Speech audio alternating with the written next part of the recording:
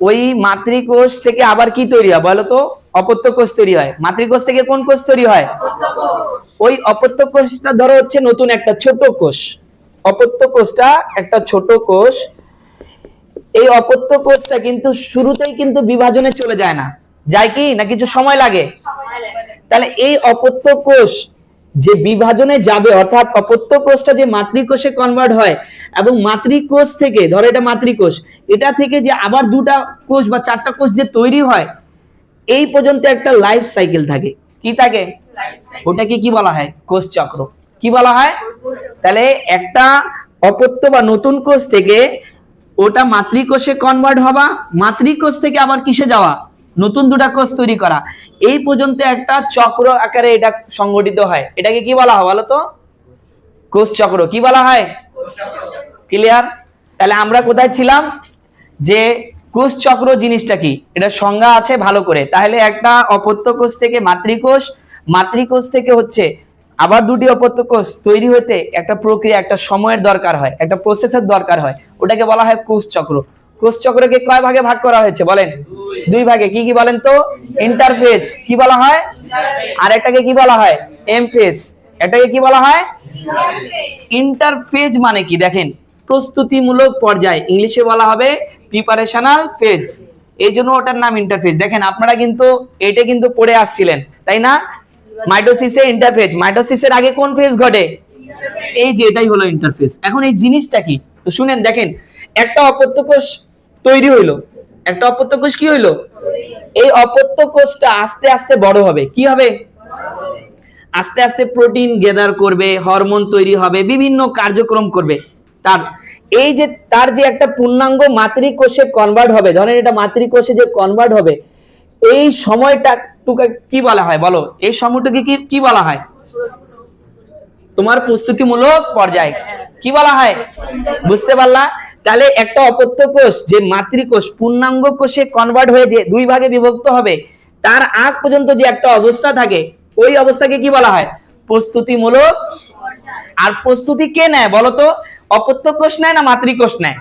অপত্য কোষ। তাহলে প্রস্তুতিমূলক পর্যায় কোথায় সংগঠিত হয়? অপত্য কোষে। কোথায় হয়? এবং ওই প্রস্তুতিমূলক পর্যায়টা কয়টা ভাগে বিভক্ত বলেন তো? তিন ভাগে। কয় ভাগে? দেখেন তিন ভাগে কিভাবে আমি দেখাই আপনাদেরকে। এই দেখেন এখানে হচ্ছে, এই দেখেন, তাহলে এটাকে গ্যাপ ওয়ান বলা হয়। কি বলা হয়? ধরেন হচ্ছে আমাদের গ্যাপ ওয়ান, ধরে এরকম একটা ফেজ আছে, হ্যাঁ, তাহলে ধরেন এটা গ্যাপ ওয়ান, তাহলে এটা কি হবে বলেন তো? এটা কি হবে? এস। এস মানে কি? সিনথেসিস, মানে সংশ্লেষণ, এটাকে বলা হয় সংশ্লেষণ পর্যায়, সংশ্লেষণ পর্যায়। আর এটাকে বলা হয় গ্যাপ টু। দেখেন তাহলে প্রস্তুতিমূলক পর্যায়কে কয়টা ভাগে ভাগ করা হয়েছে? তাহলে একটা ছোট অপত্য কোষ যে আস্তে আস্তে বড় হবে, এখানে তিনটা ঘটনা তিনটা ধাপে ভাগ করা হয়েছে। কয়টা ধাপে?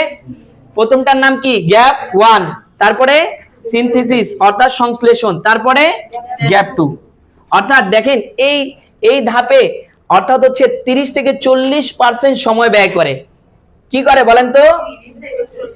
অর্থাৎ এখানে 30 থেকে 40% সময় এই টাইমে ব্যয় হয়, এবং তারপরে 30 থেকে 50 কোথায় ব্যয় করে? সিনথেসিস মানে সংশ্লেষণে। দেখেন এখানে কিন্তু হচ্ছে বিভিন্ন ধরনের প্রোটিন তৈরি হয়। এখানে এই ধাপে কি তৈরি হয় বলেন তো? অপত্য কোষে বিভিন্ন ধরনের প্রোটিন তৈরি হয়, এগুলা এখানে সংশ্লেষণ হয়। ডিএনএ এই যে ক্রোমোজোম যে কার্যাবলী শুরু হয় না, এই ধাপে হয়। এবং এখানে গ্যাপ টুতে, অর্থাৎ গ্যাপ টুতে হচ্ছে অর্থাৎ এই কোষটা মানে অপত্য কোষটা বিভাজনে যাবে কিনা এই ডিসিশনটা আসে। তাহলে বলেন সিম্পলি ভাবে, বিস্তারিত আরো পড়াবো, জাস্ট খালি একটা লাইন করে এখন বলতেছি যে বলেন গ্যাপ ওয়ানে কি তৈরি হয়? বিভিন্ন ধরনের প্রোটিন তৈরি হয়। কি তৈরি হয়? এখানে কি হয়? সংশ্লেষণ। কার সংশ্লেষণ ঘটে? ক্রোমাটিনের। কার? ক্রোমাটিনের। তারপরে এখানে কি হয়? অর্থাৎ কোষ বিভাজনে যাবে কিনা সেই ডিসিশনটা নেয়। এই ধাপ যখনই পার হয়ে যায় তখন কোন ধাপ শুরু হয় বলেন? মাইটোসিস। কোন ধাপ শুরু হয়? এবং মাইটোসিসে কোনো টাইমই লাগে না, 5 থেকে 10% সময়ের মধ্যে। অর্থাৎ যদি একটা কোষকে বিভাজন হতে ধরেন 40 দিন লাগতেছে, তাহলে মাত্র কয় দিন ওখানে মাত্র হচ্ছে 4 থেকে 2 দিন হচ্ছে, 2 থেকে 4 দিন হচ্ছে সময় ব্যয় করবে কোনটাতে, 2 বিভাজন হতে। কিন্তু তার আগে বেশিরভাগ 38 দিন সময় কি লাগতেছে বলেন তো, তাকে প্রস্তুতি হতে। বুঝতে পারলেন? তাহলে একটা কোর্স যে বিভাজনে যাবে সে আগে কি নেয় বলেন, প্রিপারেশন নেয়। এই প্রিপারেশনাল ফেজকেই আমরা হচ্ছে বলতেছি কি বলতো, ইন্টারফেজ। আর এটাতেই একটা কোর্স অনেক টাইম ধরে হচ্ছে বিভাজনে যাওয়ার কার্যক্রমগুলা সম্পূর্ণ করে, এবং এখানেই সে আসলে যাবে কিনা এটাও ডিসিশন এখান থেকে আসে। ক্লিয়ার কি সবাই? সবাই ক্লিয়ার? এখন দেখো এই ফেজটা তো ক্লিয়ার করলাম, বিস্তারিত আরো পড়াবো। এখন চলে যাই এখানে, আগে স্ট্রাকচারটা বুঝো যে আমরা খালি কোষ বিভাজন আসলাম, মুখস্থ করে গেলাম, মাইটোসিস, অ্যামাইটোসিস, মিউসিস, এরকম কিছু না। তোমাদেরকে সব কৌশলগুলো জানতে হবে যে এখান থেকে কি হয়, ওখান থেকে কিভাবে প্রশ্ন আসতে পারে। এখন তুমি বলো এম ফেজ মানে কি বলো তো? মাইটোসিস ফেজ পরে শুরু হয় কোষ চক্রতে, আগে ইন্টারফেজের কাজ হয়। আমরা এটা কিন্তু পড়ে আসছি যে আগে ইন্টারফেজ হয় তারপরে মাইটোসিস। এখন বলেন মাইটোসিসকে কয় ভাগে ভাগ করা হয়েছে, কি কি বলেন তো? ক্যারিওকাইনেসিস আর, তাহলে ক্যারিওকাইনেসিস মানে কি? নিউক্লিয়াসের বিভাজন। তাহলে এই যে এটা নিউক্লিয়াস না, এই নিউক্লিয়াসটা 5টা ধাপে বিভাজন ঘটে। কয়টা ধাপে? 5টা। এবং সাইটোকাইনেসিসের কোনো ধাপ নাই, আছে কি না? তাহলে দেখেন এই মাইটোসিস ফেজকে কয়টা ভাগে ভাগ করা হয়েছে? দুইটা, একটা হচ্ছে ক্যারিওকাইনেসিস আর একটা হচ্ছে সাইটোকাইনেসিস।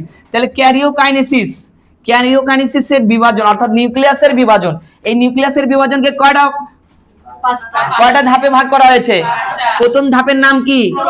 প্রোফেজ। প্রো মানে কি? আদি। যখনই বায়োলজিতে প্রো কথাটা শুনবেন কি বলবেন? আদি। আর মেটা কথা শুনলে কি বলবেন? মধ্য। ক্লিয়ার? আর টেলো কথাটা শুনলে শেষ। তাহলে দেখেন আদি দশা, আদি তাহলে প্রোফেজ, এটা মানে কি? Pro metaphase. দেখেন এটা শুনেন, আমি 5টা সংখ্যা নিলাম, 1 2 3 4 5। এখন বলেন তো মিডিল কোনটা? 3 কি? তাহলে এটাকে মধ্য বলতে পারি না? তাহলে মধ্য মানে কি? মেটা। মধ্য মানে কি?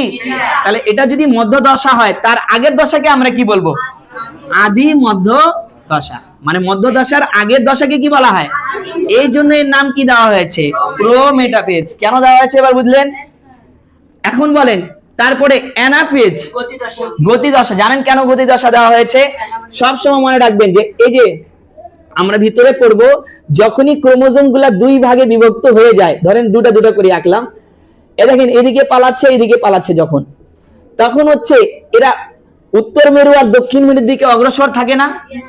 তাহলে অ্যানাফেজ দশা অর্থাৎ 4 নাম্বার ধাপে ক্রোমোজোম গুলা যখন অর্ধেক হয়ে যায়, তোমার অর্ধেক যায় উত্তর মেরুর দিকে, অর্ধেক যায় দক্ষিণ মেরু, এই যে গতিশীল থাকে, এই জন্য এই দশার নাম কি দেওয়া হয়েছে? গতি দশা। ক্লিয়ার? এবং টেলোফেজ মানে কি? টেলো মানে কি আমি বলছি না?